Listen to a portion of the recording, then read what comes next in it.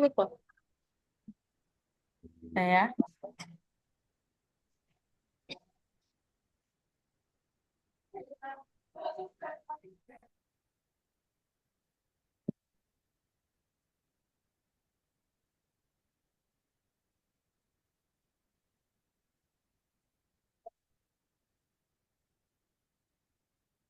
Baik, Assalamualaikum warahmatullahi wabarakatuh. Perkenalkan, nama saya Siti Aisyah Auliana Dewi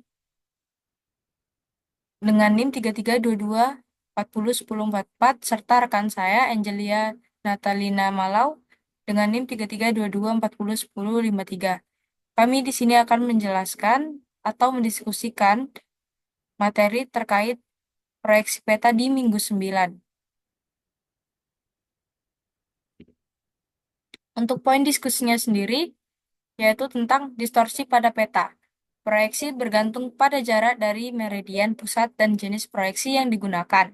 Pada proyeksi silinder, seperti Mercator, distorsi meningkatkan drastis menjauh dari meridian pusat, terutama di dekat kutub, dengan bentuk dan ukuran wilayah menjadi sangat terdistorsi. Pada proyeksi kerucut, distorsi minimal di sekitar paralel standar, tetapi meningkat ke arah utara dan selatan dari paralel tersebut. Sementara itu, pada proyeksi azimutal, distorsi meningkat secara radial menjauh dari pusat proyeksi baik dalam bentuk ukuran atau jarak, tergantung pada proyeksinya. Distorsi selalu paling kecil di wilayah pusat proyeksi dan meningkat ke arah tepi peta. Berikutnya akan dilanjutkan oleh Angel.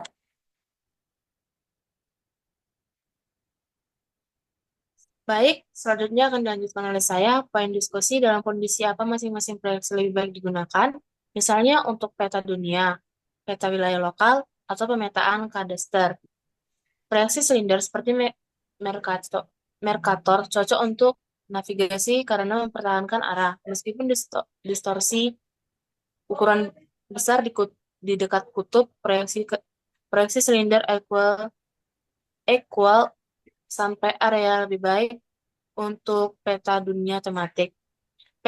Proyeksi kerucut seperti kerucut konformal ideal untuk wilayah sedang, contohnya peta negara atau benua. Karena distorsi minimal di sekitar paralel standar, proyeksi azimut cocok untuk wilayah lokal atau kutub karena mempertahankan sifat tertutup,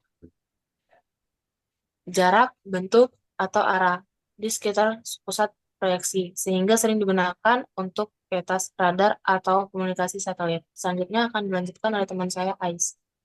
Baik, untuk berikutnya, mengapa proyeksi transvers Mercator sering digunakan untuk pemetaan skala besar di daerah yang memanjang dari utara ke selatan?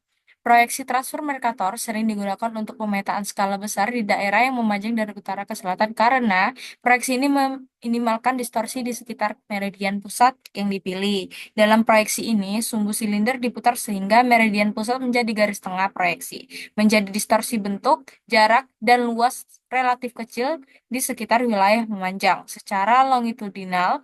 Hal ini membuatnya ideal untuk pemetaan wilayah seperti zona UTM atau Universal Transverse Mercator yang membagi permukaan bumi menjadi zona-zona sempit memanjang dari utara ke selatan.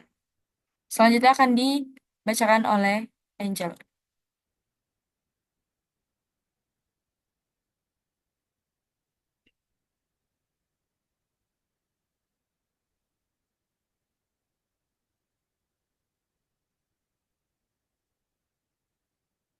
Angel,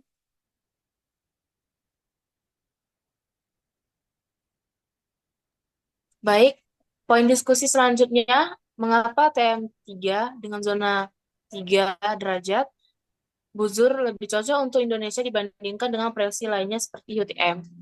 TM3 dengan zona selebar 3 derajat buzur lebih cocok untuk Indonesia dibandingkan UTM yang menggunakan zona selebar 6 derajat buzur karena Indonesia memiliki wilayah yang memanjang dengan banyak pulau dan bentuk geografis yang kompleks.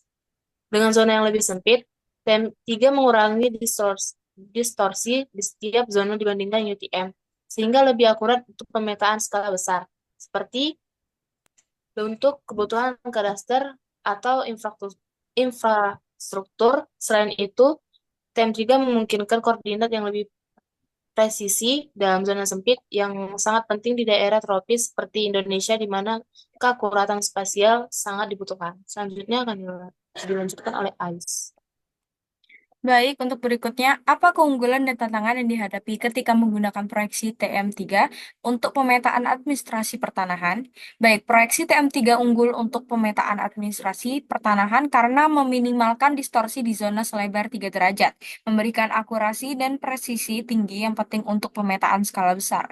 Proyeksi ini juga cocok untuk wilayah Indonesia yang memanjang dari utara ke selatan. Namun, tantangannya meliputi pengelolaan lebih banyak zona, konversi data antar zona yang kompleks, dan kebutuhan perangkat lunak serta sistem pendukung yang lebih canggih untuk memastikan kelancaran pemrosesan data. Selanjutnya akan dibacakan oleh Angel.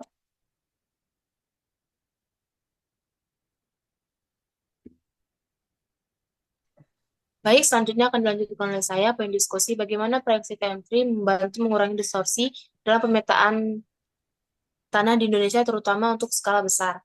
Proyeksi TM3 Sorry, membantu mengurangi distorsi lanjut.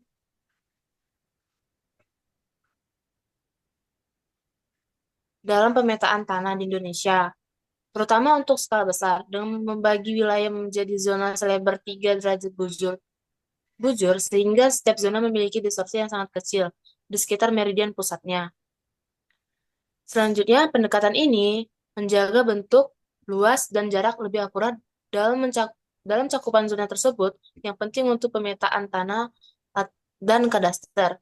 Zona sempit juga memastikan tingkat deformasi yang rendah, bahkan di wilayah yang jauh, dan dari meridian pusat. Sehingga cocok untuk wilayah Indonesia yang kompleks secara geografis dan membutuhkan detail presisi tinggi. Selanjutnya akan dibaca oleh Ais. Baik, bagaimana proyeksi TM3 membantu mengurangi distorsi dalam pemetaan tanah Indonesia, terutama untuk skala besar? Proyeksi TM3 membantu mengurangi distorsi dalam pemetaan tanah di Indonesia, terutama untuk skala besar, dengan membagi wilayah menjadi zona selebar 3 derajat bujur, sehingga setiap zona memiliki distorsi yang sangat kecil di sekitar meridian pusatnya. Baik, itu saja yang dapat kami jelaskan. Kurang lebihnya kami mohon maaf. Assalamualaikum warahmatullahi wabarakatuh.